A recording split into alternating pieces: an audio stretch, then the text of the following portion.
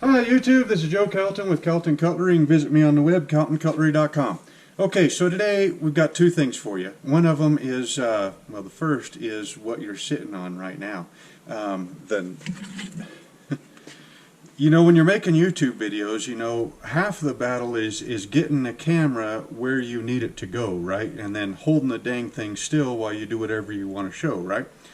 Well, the other day I was doing something or other, and you always want that camera to be a little bit higher or a little bit lower, and you find bricks and books and whatever to set the camera on. Well, check out what you're on right now. Yep, you are on a scissors jack with a magnet on top of the scissors jack, and then of course the base of my camera is glued onto this steel plate, so then you can kind of go up and down, and then the scissors jack, why then, you can raise the whole thing up and drop it down, whatever you need to do. That scissors jack also works really handy. I don't know why I didn't think about it before, but having one or two of them, here around the drill press / milling table,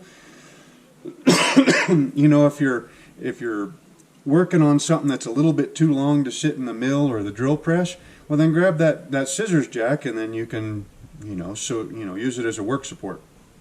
Okay, so I have got a mini mill, probably like quite a few knife makers out there. This is a Grizzly G8689, not that I think it matters all that much. A milling machine is one of those things that I didn't have for a long time, and I got along fine without it. But they're also kind of on the pricey side. I can't remember how much I gave for this one, but it was not everybody's got room or the budget for a big Bridgeport, that's industrial grade and really nice. It's got all the bells and whistles. It's got all kind of adjustments and the Cadillac type of mills. Most of us, I think, are working on something like this. The Grizzlies, the Harbor Freights, the basically a glorified drill press, pretty much is what they are. So anyway, you know how you mill liners to, and of course I don't have one. Let me take this one. Yeah, let me take this one apart.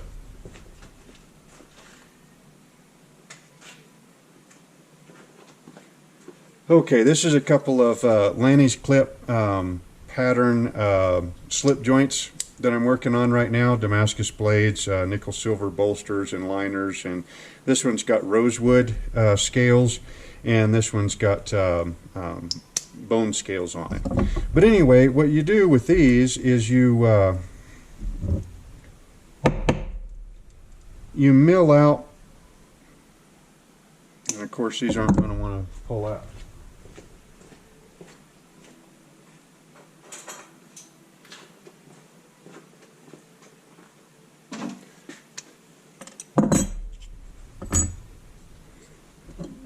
You mill out the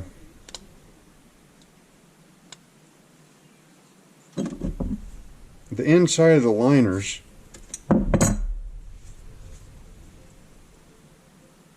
so that you don't scratch up the tang quite as bad. So it's pretty much like making an integral washer.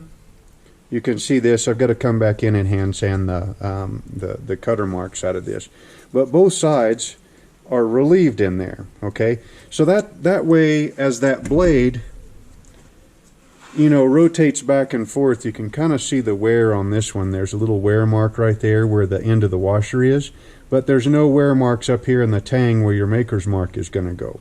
I think it's kind of a nice feature on a nice pocket knife. If it's really needed or not, I don't really know. Most production knives don't have it, and they work just fine. It's just one of those little added touches for a custom knife. So anyway, so how you do that is you use a rotary table on a milling machine. Or if you're doing something like micarta or you know, brass, nickel, silver, stuff like that, you can probably get away with doing it on a beefed up drill press, or you know, an old drill press that you don't really care about the bearings on.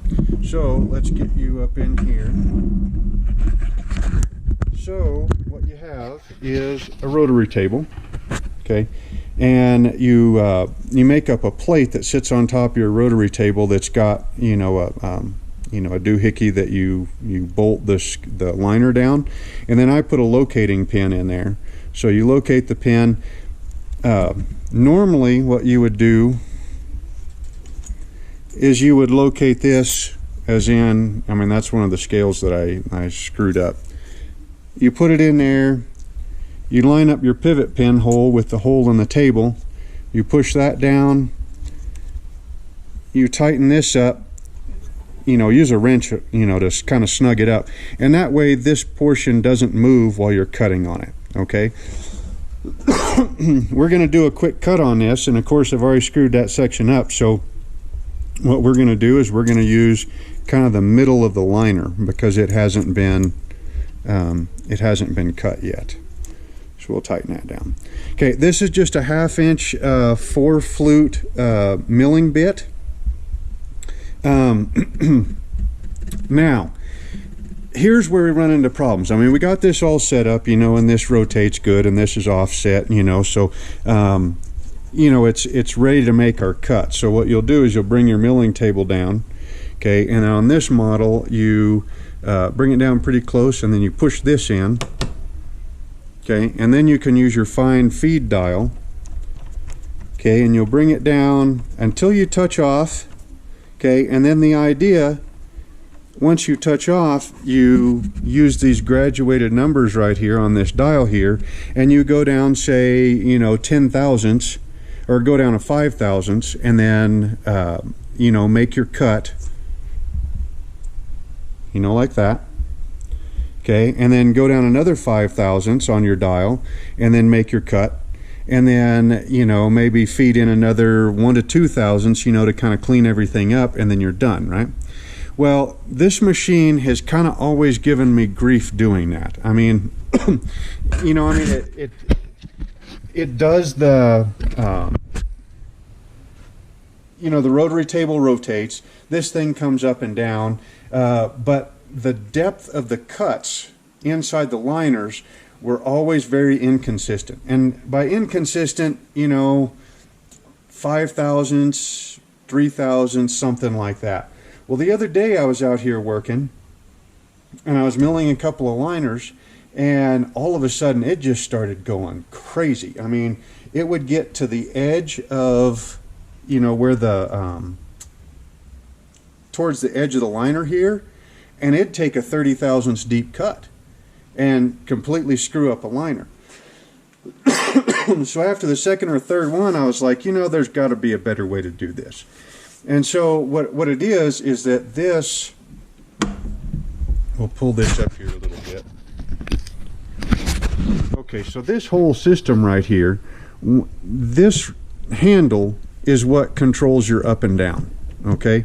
This little knob right here controls, it controls that little collar that's this one, right, the one on this side right here, and that moves that, okay? Well, when you lock this in place,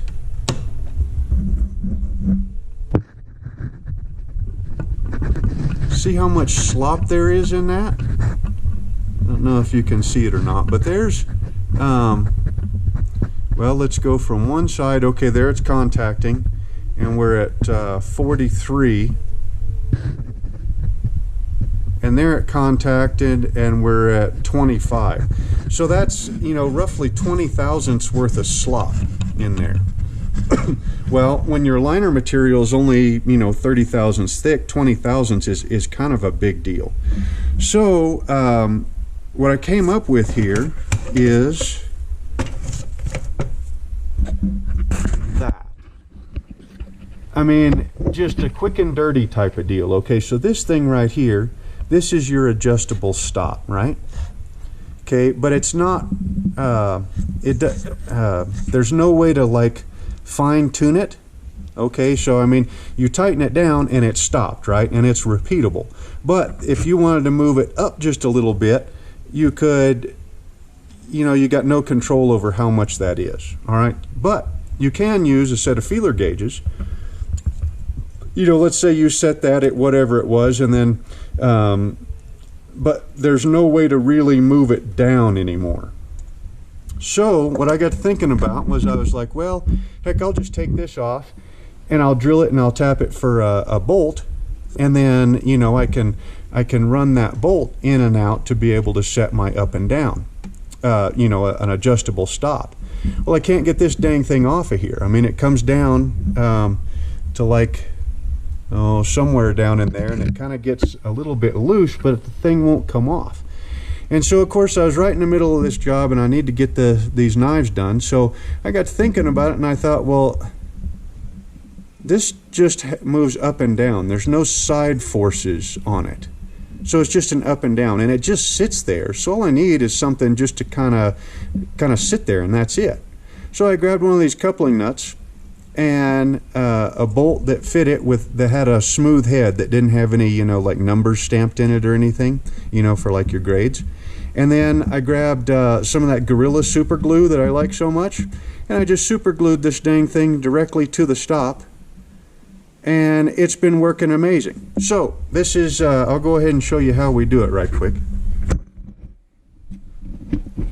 Now this part's kind of fidgety. I'd like to get you in a little bit closer, but I can't use both hands at the same time. Okay, so we're going to need about a 10 thousandths deep relief cut on these liners, all right? It'll probably end up being more like about 7, 8-ish, something like that when we're done, but the milling machine leaves a little bit of a burr right here, and so we'll end up having to, you know, to sand the inside of the liners to clean them up a little bit. So if we go 10 thousandths, maybe 12 thousandths, somewhere around there, then that gives us room to, you know, to clean everything up and still have a nice relief that's deep enough but not too deep, okay? So where that screw is really doesn't matter, or where that bolt is really doesn't matter at the moment. I mean, it's, you know, I mean, it's probably a 3/4 inch long bolt, so we've got plenty of travel, okay? So we unlock the table, okay? We bring our cutter down.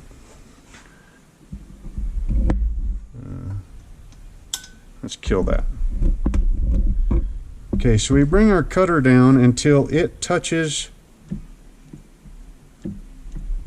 just touches our liner material. All right, now we're going to take an 8 thousandths feeler gauge. Actually, I don't know if I touch the liner or if I touch the stop. So, okay, we'll touch the liner. Now we loosen this, drop this down, put our feeler gauge on top of that bolt, run that bolt all the way up to where it's hard up against the feeler gauge. Go ahead and tighten our stop. Right? So that's 8 thousandths worth of clearance. Probably 8.5, maybe 9, somewhere around there. So now, with this thing locked down, and that bolt, pay attention to where the corners are on the flats of your bolt. As long as that corner, or as long as that bolt doesn't move, then we cannot really go much deeper than 8 thousandths. Okay?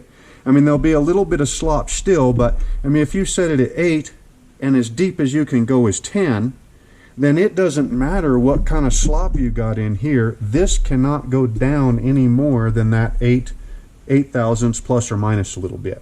Okay?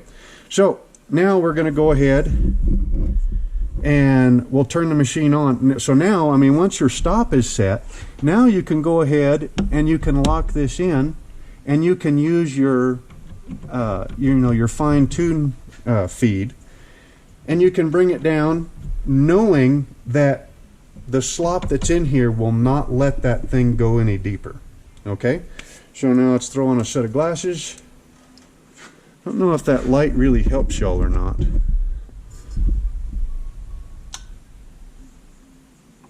Maybe if I put you... Well, I guess I won't need...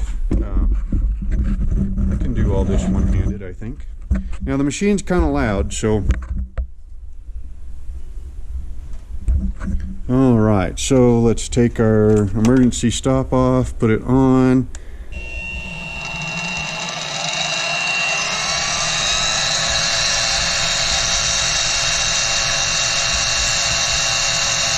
Okay, there's a touch off.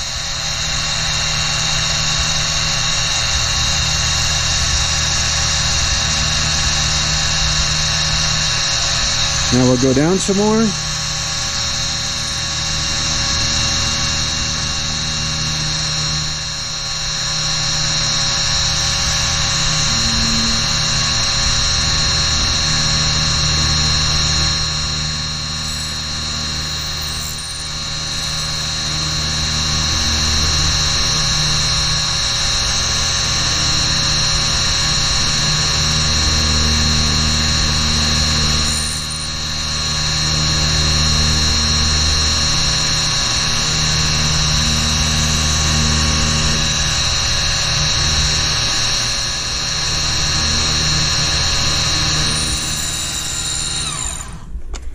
Okay, now,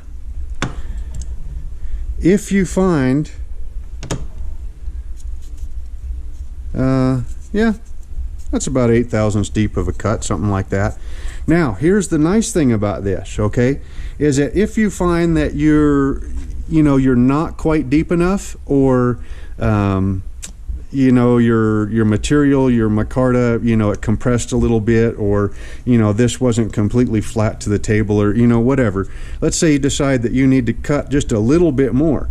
Well, now you just come up to that little bolt right there and you go, okay, well that point is facing into this flat, so bring it to where the flat is even with the flat, and that might give you another 2 thousandths or whatever, but it's adjustable, and it's for certain. I mean, as long as this grub screw here holds, and as long as this right here doesn't move all that much or compress. I mean, you might have a little bit of slop in the compression of the the threads between the bolt and the coupling nut, but there's not really a whole lot that can get messed up using this method. Like I said, I mean, in a perfect world, in a perfect world, we'd all be having shops that were ginormous, and we'd have Bridgeports, and I mean the really nice equipment and everything. Well, like I said, the reality of the fact is that, I mean, I don't have even with the new shop, I don't have room for one of those ginormous mills. And, as much as I use a milling machine, I don't know that I could justify the cost of one of those really big, nice milling machines. So I think an awful lot of other knife makers are in the same boat. These mini mills are about the best thing that we can, the best combination of, cost, size, availability, all that kind of stuff. And, we'll find workarounds for different stuff. But this one's really nice. I mean, those coupling nuts cost what? I don't know, maybe $2 or $3, for a package of 2. The bolt, but more than likely you're going to have the bolt and that coupling nut in your, your spare parts bin, and about 5 cents worth of super glue. If that super glue ever, breaks, heck, clean the stuff off, super glue it back on. Or, if you can find a way to get that stop off of there, and then just drill and tap a hole to match your bolt straight into that would probably be best. But I don't see how to get the dang thing off of there without taking the entire upright assembly off. Either taking this assembly off of the base, or running this completely up and off to take that stop off. And either way, I mean, as quick as that is just to glue on there and call it good. So anyway, yeah, so that's my quick and dirty fix for the slop that's in the up and down motion in the mini milling machine. you know, so far I think I've done I don't know, like 8 or 10 liners using that little stop, adjustable stop, and it's worked out slick every single time. It's very repeatable, and it just works. So again, this is Joe Calton with Calton Cutlery. You can visit me on the web, caltoncutlery.com. Hope you enjoyed the video, and we will see you next time.